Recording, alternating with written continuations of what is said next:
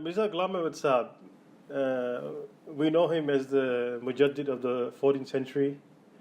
We also know him as the Promised Messiah, and we also know him as the Imam Hadi. But titles don't mean anything, in all honesty. So for me, what it meant was, if Mirza Sahib is a 14th century Mujaddid, how can his teachings actually help me? That's the important thing. Like, what can I utilize from his teachings that can benefit me? But in fact, his teachings are all from the Holy Quran and Prophet Muhammad sallallahu alaihi wasallam. So this book became my inspiration. Has anyone read this book? I've read it 3 times now in the space of 2 months because I took it very seriously. And it is a wonderful book. I encourage everybody to read in snippets. Take your time and read, but it is a wonderful book. In his other book, Behran Ahmadiyya, he makes a very profound statement. He says, are you satisfied in knowing about Allah from a fundamental point of view? Or would you be satisfied in knowing Allah much, much more than that? So he says, you can know Allah from a fundamental point of view, which a lot of people do, or you can really explore and get to know Him more and what His capabilities are. I think that's what drove me to understand more about Him. But for me, why is it's important for me? Because I want to be a better person, and I want to know what are the guidelines that the Holy Quran establishes for me to get there. I don't want to be blindly going there, saying Allah subhanahu wa ta'ala will guide me there. Yes, He will, but I want to know what are those principles that I need to fully understand for me to be muttaqeen. So this book has, mashallah, really helped me a lot, and I want to share this with you. Mirza Sahib, in 1896, went to a conference, and he talked about the subject of this book. And all his arguments, when he talks about the 3 conditions of men, which I will be talking about today, when he talks about the 3 conditions of men, he confines himself purely in the Holy Quran. This was his go-to kitab. He does not give any reference to the any of the hadiths of Prophet Muhammad. He's confined all his teachings purely from the Holy Quran. He confined himself. And the reason why he did that, I think, because intelligently, what he did was, all the people that were present doing their presentations. It was a interfaith conference. We had people from other religion, the Sikhs and the Hindus, Arya Samajis were all present. So what he made a claim and said that he made a claim saying if you are going to make statements. To them saying, if you are going to make statements, then you must confine it in your kitab, like I'm confining it in my kitab. And he says that if you can't prove that what you're saying is not from your kitab, you're doing one of 2 things: either speaking from desire, or you are advocating or supporting another book other than the one you profess, which is your kitab. So I think it was quite ingenious the way he set the perimeters. Does it make sense? Okay. So the first subject was the 3 conditions of men, and which is really about the transformation of the nafs. Okay, nafs means yourself, and he explains how the nafs travels from the animal state to the moral state and to the spiritual state where you actually become muttaqin. So he explains the 3 steps. And for me, when I started to really understand those 3 steps, it made me realize, wow, I'm going beyond fundamentals now. I'm going actually far beyond that to understand really this immaterial thing inside me, which is called the nafs, what its capabilities are. I want to know more, because if I'm oblivious to that, I'm blind in knowing where I'm going. So, just like learning new skills at work empowers us, we must get to know the 3 states of our nafs, so it empowers us to be better Muslims. So if you are in the animal state, so people are in the animal state, which is called nafs al-amara, which I'll go into more detail. What does a person need to do to get to nafs al-la'amma, which is the next state, which is a moral state? And if you are in the moral state, what are the guiding principles that we need to understand to get to nafs al-mutma'inna, which is to become a muttaqin insan? And it's important to know because we want to know what this benchmark says. Like where are we heading towards? What is the benchmark? So the first condition known in the Holy Quran is nafs al-amara, which signifies the uncontrollable spirit or the disobedient state. That is the characteristics of nafs al-amara. Naturally, we think children are disobedient, but Allah is not referring to children over here. Allah is referring to adults. So He defines this state, which is the animal state, the nafs al-amara, as surely man's self is to command evil. He's saying that naturally man has this natural inclination to be evil. That's who we are. We naturally sin. This state stands in the way of attainment to reach moral and spiritual state, to lead men into immoral and indecency path. So that is the hurdle that we need to jump across to get to the moral state. Making sense? Okay. Sorry, I might use a bit technical terms, so if it's not making sense, please just remind me so I can try my best to explain. But unfortunately, there are some technical terms in this khutbah that we need to understand to fully understand this subject. A better way in explaining this state is when men only follow their natural conditions. For example, I'm talking about the animal state here. Eating, sleeping, drinking, becoming angry, jealous, stubborn, just like lower animals. Except lower animals don't get jealous or don't get greedy. Of course, we need to eat to survive, but doing so out of desire and not out of necessity is being in the animal state. So we have necessity to eat, but then Allah subhanahu wa ta'ala says that eat and drink, but be not prodigal. Means that eat and drink, but don't be excessive. Don't be wasteful. So if we are picking those symptoms, and I can tell you, I'm also sometimes have this desire to eat more and more. So this is the symptoms of perhaps being in the animal state from that context. So, I need to know to be able to maybe limit myself and not go beyond and be have the desire. In this khutbah, I will discuss how knowledge and reason can guide us to move from the animal state to the moral state. How can we govern our animal passion? So, how can we actually govern our animal passion as opposed to it governing us, which is the natural inclinations, natural conditions that we have. Ramadan is a perfect time to ponder on our animal passions and work hard to take charge of it, and some may say taking the bull by the horns. Allah's mercy is abundant on the Muslims during this month. So when a person passes out of the animal state, he is now a moral being in the strict sense of the word. I actually thought a moral being, when a moral person is a moral person will not sin. That was my understanding of morality. But after reading this presentation, I was proven wrong, in fact, and I'll explain why. The second condition in the Holy Quran is nafs al-lawamma, which is now the moral state, which signifies the self-accusing spirit. Allah defines this as, nay, I swear by the self-accusing spirit. This is the spring from which flows a highly moral life, and on reaching this stage, a man is free from bestiality, means savagery.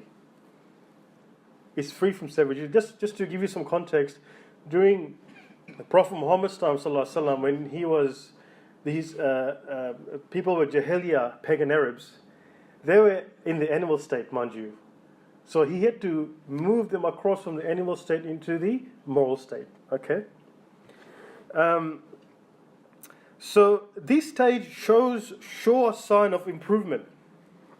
This stage shows sure signs of improvement and purification, which is praised by in the sight of Allah subhanahu wa ta'ala. Now honestly, who would not want to be praised in the sight of Allah subhanahu wa ta'ala? I certainly want to be praised by Him. So being in the moral state, Allah subhanahu wa ta'ala is already praising you. Because you are finding a way to improve and purify yourself, which is really the concept of jihad. Lawamma, the word lawamma literally means one who disapproves severely. So the technical term of nafs al-lawamma is called self-accusing spirit because it finds fault in a man of doing evil deeds and strongly hates it. So if you're doing something evil and have no remorse, then you are in the animal state. But if you do something really evil or something which is unkind or something which is dishonest or whatever it may be, and you actually start to question yourself, I wish I didn't do that. Why did I do that? I need to find a way to fix this. Now you are actually in the moral state. Though the self-accusing soul upbraids itself from faults and frailties, yet it is not the master of its passions. Nor is it powerful enough to practice virtue exclusively. So that's the other thing, right? So it's saying that yes, you are purifying yourself and you're looking for ways to get better. You are still not powerful enough to practice virtue exclusively. That's the moral state. Its weakness, we're talking about the moral state here. Its weakness, nafs al-lawamma, resembles a child who does not want to fall, but his legs are sometimes unable to support him. The soul in this state is anxious to attain moral excellence, but it has the tendency to fall, similar to a toddler attempting to walk. So when you are in the moral state, so when you are in the moral state, remember you are like a toddler that has the strength, the mind strength to excel to get to the next stage, but your legs can't carry your weight and you fall. But every time you fall, you have the desire to keep on going. That is the nafs lawamma. So these are the symptoms, or the conditions, or what it tells us. The third or final stage is called the nafs al-mutma'inna, or the soul at rest, where the soul has attained all spiritual quality. Allah defines this state as, O thou art soul at rest, return to the Lord, well-pleasing, so enter my servants and my garden. So just going back to the nafs al-lawamma for a moment, lawamma, Allah says that in this stage, He praises you. In the moral state, He praises you for you trying hard to improve. But in nafs al-mutma'inna, which is the last stage, the spiritual stage, Allah says, O the soul at rest, return to the Lord, well pleased and well pleasing. Well pleased and well pleasing. So you see the difference between that, the way Allah explains people in mutma'inna, versus Allah saying that the moral state is praised by Allah, but then the final state is well pleased and well pleasing. You see the sentence, or the way Allah describes this. The soul is free. So this is the spiritual state, the final state that we need to get to. The soul is free from all weaknesses. Remember we talked about the state before, that you haven't mastered your passions yet. But in the final state is that the soul is free from all weaknesses and is braced with spiritual strength. Is braced with spiritual strength. It is perfectly united with Allah subhanahu wa ta'ala and cannot live without Him. And cannot live without Him. And when Allah says, "O the soul at rest, return to the Lord," He's not referring to the afterlife. He's actually referring to the life where the great transformation occurs. And my garden, when Allah refers to my garden, is the garden in this life. So we're very blessed to have a religion like Islam where it can explain in detail, what are the conditions that we will endure, or what are the conditions that will challenge us to get to the spiritual state, which is nafs al-mutma'inna. Does it make sense so far? Have I not lost anyone? Sure, Chichi, you okay? So I've given you some background about the three stages. So now the important question is, what is the effect of the teachings of Islam on the physical state? So I've identified myself in the animal state. What teachings can the Holy Quran help me to move to the moral state? According to Islam, the physical state is closely connected with the moral and the spiritual states of men. It's actually connected. This can be proven by studying the outward behavior of humans and how that changes internal feelings. So, for example, an artificial laugh, ha ha ha, can bring about joy in the heart. But weeping brings about sadness. So you can see, like from a physical point of view, I actually did an artificial laugh. I felt good inside. So that's the proof of how the physical state controls our spiritual state and the moral state. Strutting stimulates vanity, whilst prostration brings humility. Hence why it is suggested to make dua during prostration, because you are at the most humility position. Even eating and drinking play a role in molding the moral and spiritual state. MashaAllah, like even eating and drinking can affect your moral and spiritual state. I'm giving you more context in terms of the subject. A carnivore such as a bear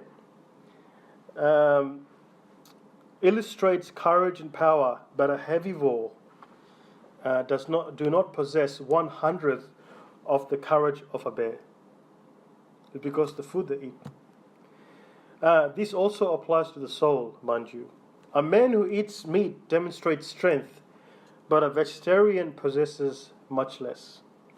On the same note, a man who eats excess meat shows poor signs of humility and meekness. Hence why a middle ground is recommended by the Holy Quran when Allah subhanahu wa ta'ala says, "Eat and drink, be not prodigal." There is no doubt that eating and drinking play a part in the formation of character. It is important to note that your soul internally is also interrelated with the physical state. So, for example, a man who grieves will shed tears. So it actually works both ways. You can do an artificial laugh and you feel good inside because your physical state affects your moral and spiritual state. Or if you are genuinely feeling grievedness in your heart, you'll shed tears. It's actually coming from the inside, which reflects your physical state. Okay? To provide more context, the soul is immaterial. You can't see the soul, which our eyes cannot see. Scientists have difficulty explaining the soul. As a radiologist, I look at the interior of human body every day, but I have yet to see a soul, said Duncan McDougall, an American physician in the 1900s. In the 1900s, you couldn't see the soul. Till today, we can't see the soul. To explain this mystery, we first need to address the wrong notion that the soul comes from the heavens according to some traditions. Just like fire is hidden in flint, so is the soul. The seed of the soul gradually develops in the body whilst it is in the womb of its mother. It doesn't come from heavens. it is there in the womb of the mother. Allah subhanahu wa ta'ala explains that He causes the life germ to grow into another creation. The soul does not come from the heavens to the earth and into the human body. It grows from inside, just like thousands of insects come out of rotten fruits do not come from the outside or from the heavens. So if you leave a fruit and it's decaying, you'll start to see insects coming out of it. Where's it coming from? It's not coming from the air. There's something in the fruit that's causing it to come out. So one of the characteristics of the soul worth mentioning is that it follows the movement of the body or the physical state, which we demonstrated. The physical connects to the moral and spiritual state. And if the body is drawn in any direction, the soul must follow. If the body is driven in any direction, the soul must follow. Since the soul moves according to the body, the Holy Quran emphasizes on the reformation of the physical or the animal state of man's life. That's why it's so important. If the soul is driven by the physical movement, wouldn't it be wonderful if you could purify the physical self to reflect cleaner soul?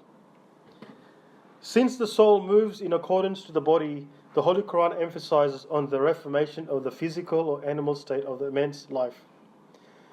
The manner of satisfying all his requirements. So for example, his family, social connections, health and sickness. This was the focus of Prophet Muhammad ﷺ, which led the savages to reform during the days of ignorance. That's why Prophet Muhammad focused more on the physical aspect, because he knew that's connected to the spiritual and the moral nafs. And that's why he ensured that, for example, this subject is not talking about the animal state and moving from the animal state to the moral state, but from the moral state to the spiritual. So that's my focus today. But just to give you an example, during Prophet Muhammad's time, a man could have marry and divorce a woman 1,000 times.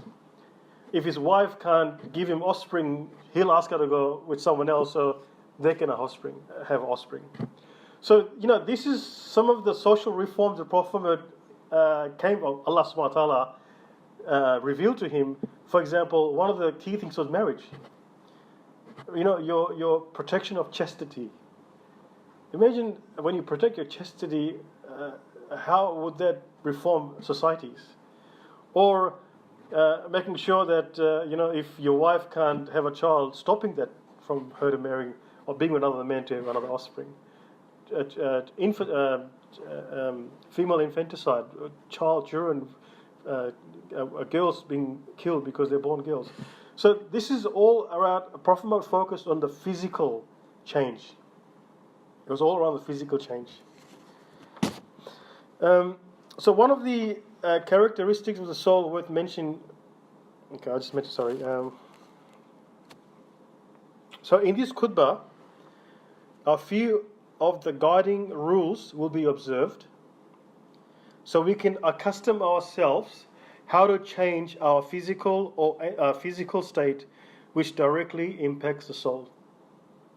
All this leads to this last stage in the development of men, the spiritual state, where man completely forgets himself in the love of Allah subhanahu wa ta'ala, and in doing His will, and his whole life is lived only for the sake of his master. I mean, if we can achieve that, that's the goal. We should be able to feel that. So it is important to note that mere possession of few moral qualities does not give you the ticket to go to the spiritual state. It doesn't. Not a few moral or mere qualities can give you the ticket to get there. You will hear atheists say, why do we need God when morality is innate? Saying that, why do we need Allah when moral quality is something that we're born with it? It's true. Most people can avoid mischief. If some people can avoid being mischief. It's just a natural thing to do, right? Or keep composed during heated moments. People don't have to be Muslim or non-Muslim. They can still compose themselves during heated moments. So, but that doesn't mean that you are now a muttaqin, or you've now reached the spiritual state. So in this case, we may be exercising our natural qualities. That's what Allah has given us, a natural thing to do, which Allah has endured upon humanity. So if you, for example, Mirza Sahib explains that if you lash a tame bull, it will not resist.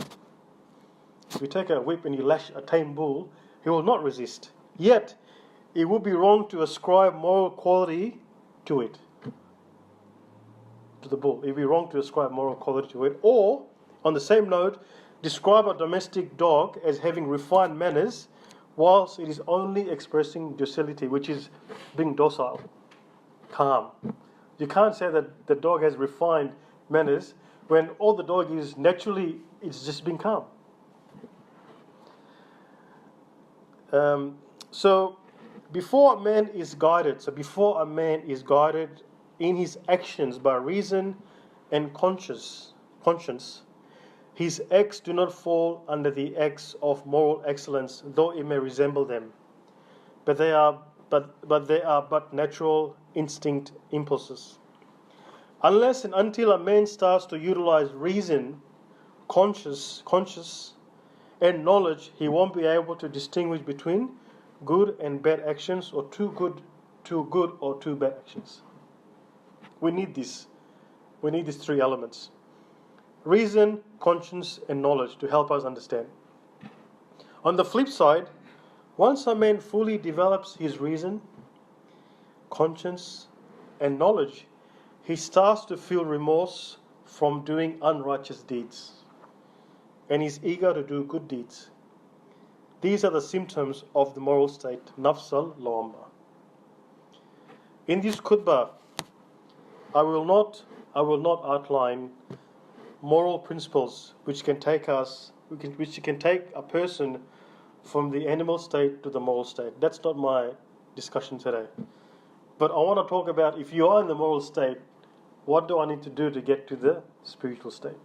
That's what my focus is today. Where the soul is free from all weaknesses and is braced with the spiritual strength, and is perfectly united with Allah subhanahu wa ta'ala and cannot live without Him. That is the spiritual state. That is the goal. Allah subhanahu wa ta'ala says in verse 53, verse 42, and that to the Lord is the goal. And that to the Lord is the goal. The moral state can be categorized. So the moral state can be categorized in two classes. The first class is when injury is not caused to a person's honor, life, or property by the eyes, hands, or tongue. So we can classify moral qualities in two classes. One is that an injury is not caused to another person's honor, life, and property by the eyes, tongue, and of course hands or any limbs of the body. And the second type is doing and enjoying good on others. I will observe, so what I'll do is I'll observe one example of each class. So I'm almost finished. So as you can start to appreciate when I said, are you satisfied being a Muslim that only wants fundamental understanding? Or do you want to know more and explore more about your religion and how it can actually assist you? So we've just categorized moral quality into two classes. So the first class, which is not to injure someone's honor, property, and life with your eyes, hands, and tongue, is honesty, amanat. That's the first guiding principle that we can acquire today to help us get to the spiritual life. And if you are in the animal state, then inshallah I can have another khutbah based on the animal state and how we can move to the moral state, because this book covers it really well. So, the definition of honesty is not injuring others by deceiving them or taking unlawful possession of their property. That's the definition of honesty. These qualities are naturally met in men. So it's natural for a man to be dishonest, by the way, because you are in the animal state. It's natural. Allah says, surely man's self is to want to command evil. So man naturally wants to do evil things. If being dishonest is natural for men, then how can we be honest? If dishonest is a natural thing for us to do, then how can we be honest? That's the question I asked myself when I was reading this book. Mirza Sahib explains this beautifully in comparison with an infant. I've noticed he uses infants and toddlers quite frequently because it makes sense. So Mirza Sahib explains this beautifully in comparison with an infant. He says, honesty comes from the actions of an infant, though for the infant he is only acting on natural impulse. So this habit in the infant is the root.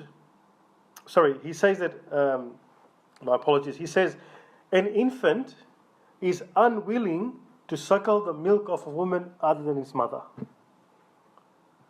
An infant is unwilling to suckle the milk of a woman other than its mother. That's a child will naturally reject. Okay, unless the woman has been entrusted upon the child will naturally reject. This habit in the child is the root from which flows natural inclination to be honest. It says this is where honesty comes from. This is where honesty comes from. Which later develops into moral qualities. So a child naturally has this natural inclination to reject another woman, because that's the true concept of honesty. But then that natural inclination can be evolved into moral qualities eventually. He compares natural inclination to moral qualities and then explains that it is the natural quality that needs to be developed to reach moral quality. With this guideline, we can relook. So with this understanding, we can now relook at the definition of honesty, which says that the true principle of honesty is that there should be the same unwillingness of the dishonest taking of another's property as the child is sucking the milk of a woman other than his mother. So if I'm about to do something dishonest, and if my natural self, or not natural, but I know that I must reject it. If you reject it like the child is rejecting milk other than its mother, then you actually are in the moral state. Just naturally rejecting it. No, I don't want to do that. It's just, there's no second thought. No, thank you very much. You're walking away. Like that's the state. That's the symptoms. That's where we want to eventually get to be muttaqin. So think of the child. Just like the child will naturally reject, we must also reject dishonest dealings in a similar manner. Does that make sense? This is when you call yourself of being in the state of nafsal mutma'inna, where Allah, the greatest, is most pleased with us. And if you get the chance, please refer to, because of time constraints, I can't go into the chapters, but chapter 4, verse 5 and 6 and 9 and 10, where Allah subhanahu wa ta'ala explains the true principle of honesty in dealing with orphans and their property. If you can master that, then you are a muttaqin. Mirza Sahib says that honesty which lacks any of the requisites in these verses I've just mentioned cannot be classed as a moral quality, but they're only unnatural inclinations. What was your reference? Chapter 4, verse 5 and 6 and 9 and 10. So that verse focuses on how a person should deal with orphans and orphans' property. Because if you can't do that, then you are not a muttaqin. Exactly. those are the requisites. Mirza Sahib says that if you lack those requisites, then you're not a moral person or muttaqeen, but you're only exercising your natural inclinations, which everybody has. We talked about natural inclinations and moral qualities. So this is a bit technical. I do apologize. Natural inclinations is what a person will naturally do. Moral qualities is what a person develops from the natural inclination state. It has to be developed. It's not something you can, like I said, it's not a ticket. You have to develop those skills.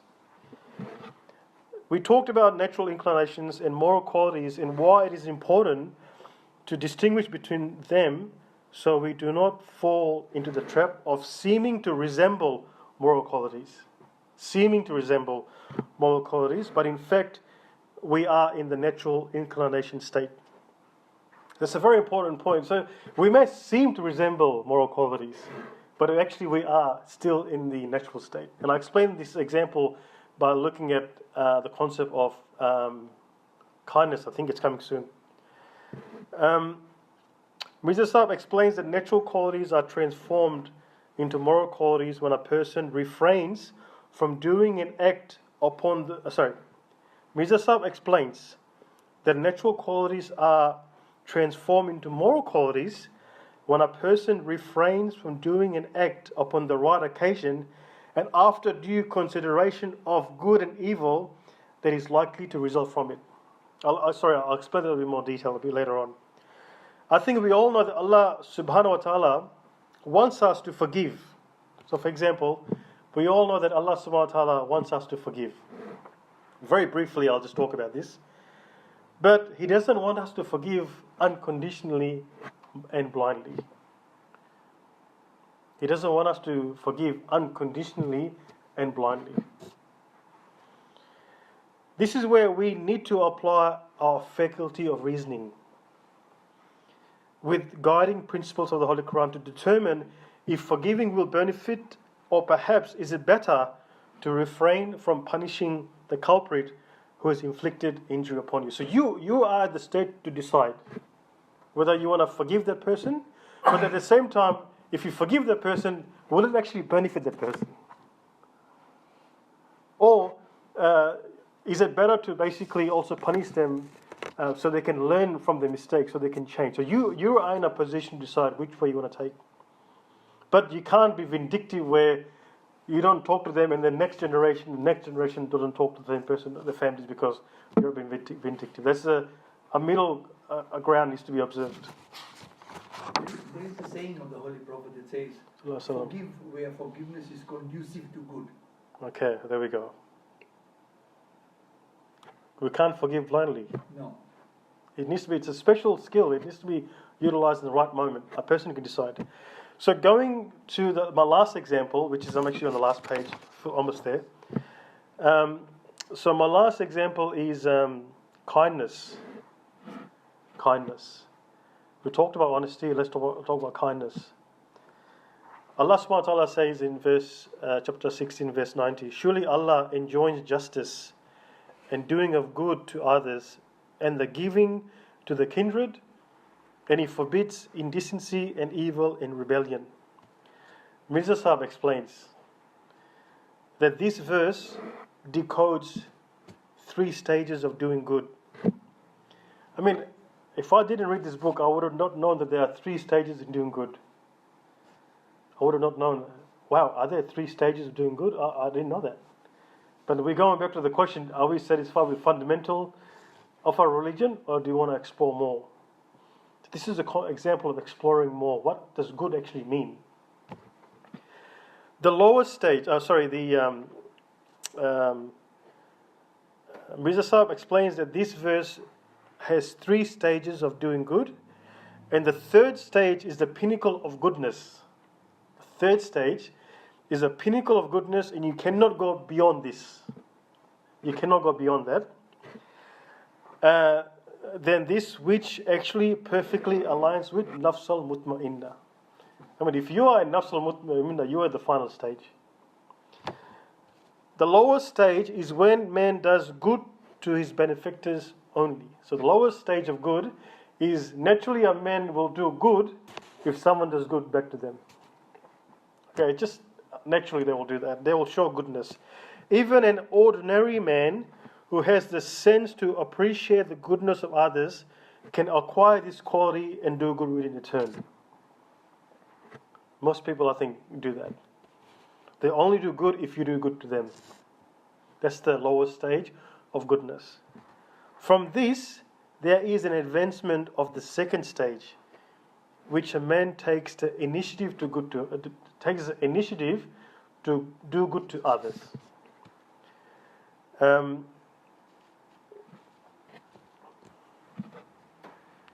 From this, though this quality is first stage, lower stage is when a person will only do good if someone does good to them. The second stage is a person takes the initiative to do good, actually initiates goodness. Though this quality is excellent, the second stage, though it is excellent, it occupies the middle position. The reason why this occupies the middle position is because the doer expects thanks or praise in return. The doer expects thanks or praise in return. And if the person whom good is done does not reciprocate, the doer feels ungrateful. So now I would classify myself naturally in the second stage of goodness. That's what I would classify. Naturally, I'll say, hey, I did this person a favor. I've got nothing in return. It's just a natural thing to do, right? But remember, that is your natural inclinations. Anyone can possess that. Anyone. I thought I was being good because I could do that. But the Mirza Sahib says there's another stage. There's a final stage of goodness. But as a person, now I want to work towards getting to that stage. And if I had not read this book, I probably have never known. So I guess we're all wondering, what is the final stage of goodness?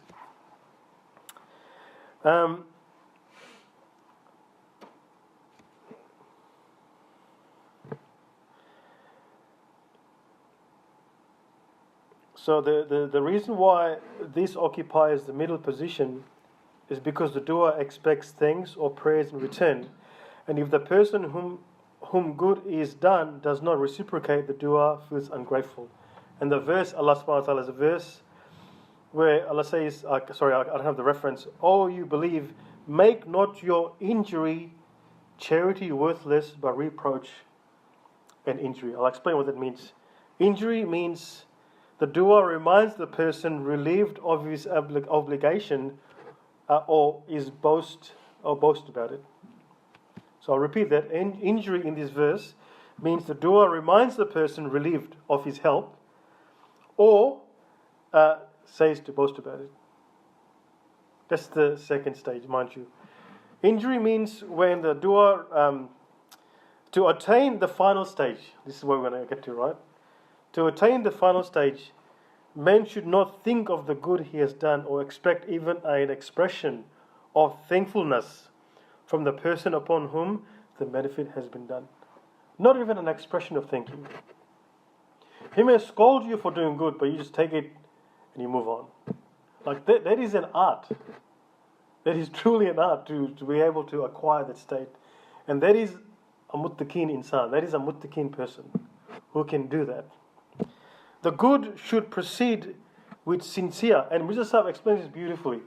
The good, when you're in the last stage of goodness, the good should proceed with sincere sympathy like that which is shown by a mother to her children.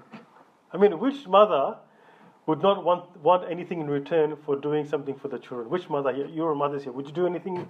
Would you want something in return for doing? But this is the Mirza Sahib, this is the benchmark that we need to acquire when we do good.